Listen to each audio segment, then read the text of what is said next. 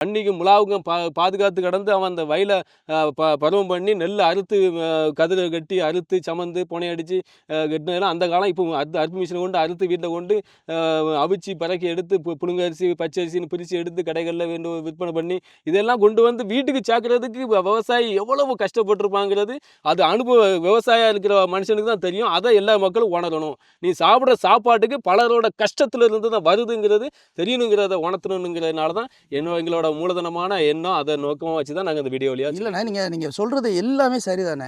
உங்களுடைய நோக்கம் புரிதல் எல்லாமே கரெக்டு. இன்றைக்கி சோஷியல் மீடியாவில் ஒருத்தன் ஒரு வீடியோ போடுறான்னா அவன் தான் பிரபலமாகணும் அப்படிங்கிற எண்ணத்தில் தான்ப்பா போடுறான். இது பெரும்பாலான மக்களோட நினைப்பு. ஏன்னா இன்னொரு விஷயமும் சொல்கிறேன், நீங்கள் போடுறது வந்து வேலை வெட்டியில் இவங்களுக்கு ஒரு 50 வயசுக்கு மேலே இவனுக்கு வேறு வேலை வெட்டியில் சும்மா ஏதோ ஒன்று பேசுவானா, இவன் பேசுகிறத வச்சுட்டு நம்ம நம்பி போடணுமா அப்படின்னு தானே இன்றைய மக்களுடைய மனநிலை இருக்குது. இப்போது நீங்கள் உண்மையிலே ஒரு